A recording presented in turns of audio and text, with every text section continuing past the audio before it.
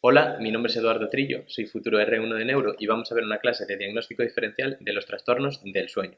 Y fijaos que no os asuste este cuadro, tenéis el mismo cuadro en el libro de psiquiatría, pero bueno, para entender lo que vamos a ver después, ¿no?, sobre los trastornos del sueño, es importante que haga referencia o que explique un poquillo alguna cosa de aquí, pero no os tenéis que dar ni mucho menos con todas estas alteraciones del electroencefalograma ni nada de esto. Ya veréis, fijaos, sabemos que en el sueño tenemos dos fases, la fase no REM y la fase REM. La fase no REM, de no movimientos oculares rápidos, constituye el 75% y el sueño REM el 25%, movimientos oculares rápidos, ¿sí? Por lo tanto, la fase no REM generalmente son entre 60 y 90 minutos y la fase REM entre 15 y 30. Por lo tanto, un ciclo del sueño tiene entre 90 y 110 minutos y hay normalmente por noche entre 4, 5, 6 ciclos del sueño, ¿sí? Una cosa también importante y es que al final de la noche, a medida que vamos sumando ciclos del sueño, la fase de sueño REM se va haciendo más importante, tiene un porcentaje mayor, ¿sí?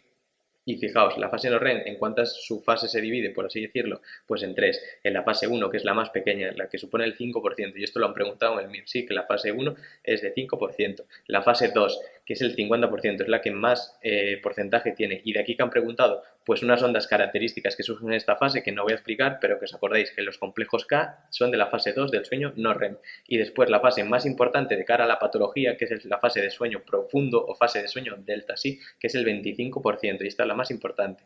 Y bien, fijaos que para analizar el sueño, aparte de analizar las ondas cerebrales, también analizamos el músculo, el electromiograma, y lo que vamos viendo es que a medida que avanza el sueño nos estamos volviendo más hipotónicos, ¿sí? Más hipotónicos, hasta llegar, y esto es con lo que quiero que os quedéis, que es quizás lo más importante de la diapositiva, con una atonía en el sueño REM, ¿sí? Acordaos que en el sueño REM tenemos atonía, hipotonía progresiva en el no REM y atonía. Y después también pues miramos los movimientos oculares, ¿no?, que ya sabemos que en la fase no REM estarán ausentes y serán rápidos en la fase del sueño REM.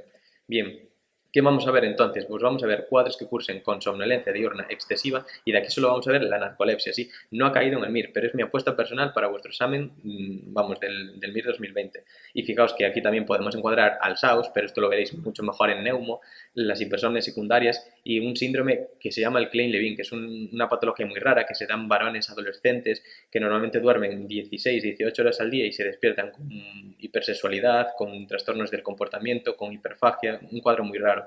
Y las parasomnias, ¿no? Fundamentalmente vamos a tener sonambulismos, terrores nocturnos y pesadillas. Ojo, no vamos a ver los insomnios, que sin duda son las patologías más frecuentes, ¿no? Pero de aquí solo que sepáis que los insomnios se van a relacionar muchas veces con patologías psiquiátricas, ¿no? Por ejemplo, si tenemos un insomnio de conciliación, nos cuesta quedarnos dormidos, pues hay que relacionarlo con un trastorno de ansiedad. O si tenemos un despertar precoz, ¿sí? Esto hay que relacionarlo con una depresión mayor, por ejemplo. Nos despertamos pues a las 6 de la mañana en vez de a las 8 de la mañana. Eso se relaciona con una depresión melancólica.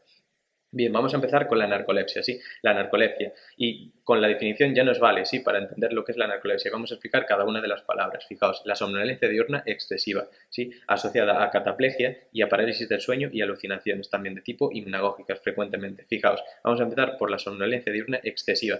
¿Y esto qué nos quiere decir? Que vamos teniendo microsueños o nos vamos tomando siestas, ¿no? A veces nos entra el sueño o otras veces nos quedamos dormidos de golpe, ¿sí? Depende de lo grave que sea la enfermedad. Y fijaos, tiene una característica diferencial con otras patologías pues, que también cursan con somnolencia diurna excesiva, y es que el sueño es reparador. Sí, cuando los narcolépticos se duermen las siestas, bien porque tengan ganas o bien porque se quedan dormidos de golpe, tienen un sueño reparador. Y fijaos, se asocia a cataplegia.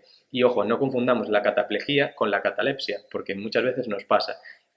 Para que lo entendáis de forma rápida, la cataplegia es lo que pasa en la narcolepsia y es una pérdida súbita del tono. Y ahora, recordemos ahí en la diapositiva que yo os ponía, bueno, ¿os acordáis de que en la fase REM había atonía? Vale, pues la narcolepsia es una disregulación de la fase REM, por lo tanto vamos a entrar directamente en fase REM cuando entremos en el sueño, por lo tanto vamos a entrar en una atonía, es decir, una pérdida de tono súbita, ¿sí? ¿Qué pasa? Que hay que diferenciarla de la catalepsia, que nada tiene que ver, que lo que es un aumento rígido del tono, sí, muy brusco. ¿Y esto dónde pasa? Pues en cuadros psiquiátricos como trastornos histriónicos y sobre todo en la esquizofrenia catatónica. Y ojo, en las dos no hay pérdida de conciencia. Bien, vamos ahora un poquito más a la narcolepsia. Ya hemos hablado de la somnolencia, hemos hablado de la cataplegia, pues vamos a hablar de la parálisis del sueño, ¿sí? Pues un poco lo mismo que la cataplegia. Al despertarnos, como estamos en fase REM, generalmente, pues nos despertamos paralizados, atónicos, no nos podemos mover. Y las alucinaciones hipnagógicas, ¿y estas cuándo suceden? Cuando nos vamos a dormir. ¿Cómo las distinguimos de las hipnopómpicas, que muchas veces nos confundimos? Pues yo siempre pensaba en estas películas de Disney, cuando la persona dormía y se le notaba la pompa, ¿no? Esta del el moco, lo que fuese, y cuando explotaba se despertaba. Pues las hipnopómpicas es lo mismo. Al despertarse, es decir, del sueño a la vigilia, son las hipnopómpicas, ¿no? Y aquí tenemos disregulación del sueño REM. Cataplegia, parálisis tienen la atonía característica. Y bien, ¿qué nos pueden preguntar también? Pues ese déficit de hipocretina, que lo tenéis en psiquiatría, y ese tratamiento, ¿cómo es? Como en el TDAH, muy parecido, es con estimuladores, con metilfenidato, con modafinilo. Bien, vamos con las parasomnias, ¿sí? Con las parasomnias. Y estos cuadros que sepáis que son mucho más típicos de los niños, evidentemente, el sonambulismo, el terror nocturno, las pesadillas, pero que si nos aparece en un adulto nos tiene que hacer sospechar de que hay un cuadro psiquiátrico subyacente o algún cuadro tumoral o alguna patología secundaria, ¿sí? Si nos aparece de nuevo algún cuadro de estos.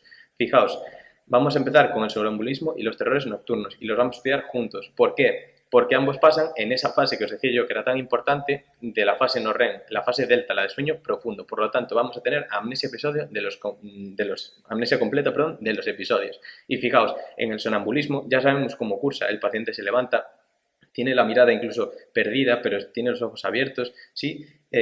Nos cuesta mucho despertarlos porque está en una fase no REM, está en una fase de sueño profundo, ¿no? Entonces, por mucho que los agitemos, tienen un umbral de despertar muy elevado. Y fijaos que tienen incluso pesadillas como que se puedan caer, claustrofóbicas, incluso se pueden caer en la realidad y se pueden hacer mucho daño. Y los terrores nocturnos es algo ya más dramático, quizás, ¿no? Para los padres, el niño grita, tiene una intensa actividad autonómica, mucha sudoración, taquicardia, incluso se mueve mucho, pero al despertarse, pues para el niño es como si no hubiera pasado nada, pero para los padres es muy angustioso. Bien, las pesadillas, sí, esto evidentemente todos los hemos tenido y lo único característico de aquí que hay que recordar, aparte de lo que ya sabemos, es que se va a ocurrir en fase REM como la narcolepsia, por lo tanto nos vamos a acordar de lo que ha pasado, sí.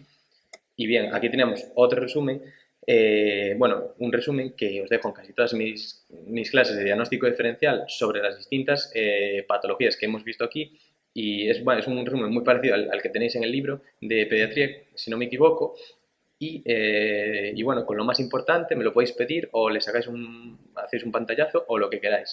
Y bien, pregunta del 2001, fijaos, ¿cuál es falsa con respecto al sueño? Vamos a ver las verdaderas. ¿El sueño REM ocupa el 25%? Pues sí. ¿El sueño no REM y REM se alternan en ciclos de 90 a 110 minutos? Pues sí, cada ciclo duraba eso, más o menos. El sueño de ondas lentas o sueño delta o sueño profundo se clasifica con la fase 3 y 4 del no REM. Antes se subclasificaba así, ahora pues ya no, ya es solo fase delta. Y ahora, ¿el sueño REM ocupa menos del 10%? Pues esto no lo sabemos en lactantes, esto no lo sabemos. Pero bueno, pues lo marcamos y ya está, y para adelante. Que sepáis que ocupa pues el 50 o el 60% en lactantes. Pero nada, que pueden ir variando a lo largo de la vida. Fijaos, en 2016, o sea, no hace tanto que nos lo han preguntado, ¿cuál es verdadera respecto al sueño? Fijaos, durante el sueño REM aparecen los usos de sueño y los complejos K. No, esto aparecía en la fase 2 del sueño no REM, acordaos. El primer episodio de sueño REM suele ser de mayor duración. No, decíamos que a medida que pasaban ciclos, el sueño REM tenía más importancia. Y la fase 1 del sueño no REM no ocupa el 30%, ocupa el 5%, el 50% la fase 2 y el 25% la fase de sueño delta, la fase 3 y 4. Y fijaos que la temperatura corporal sí disminuye ligeramente bajo el sueño. Y eso es todo. Os dejo ahí mi correo para cualquier duda que tengáis, si me queréis pedir el cuadro o lo que necesitéis. Y nada, esto es parte de mi familia, mis compañeros de piso en Mir Asturias, justo antes de irnos al examen Mir. Y ya veis la alegría con la que vivimos. Así que espero esa alegría en todos vosotros. Mucho ánimo y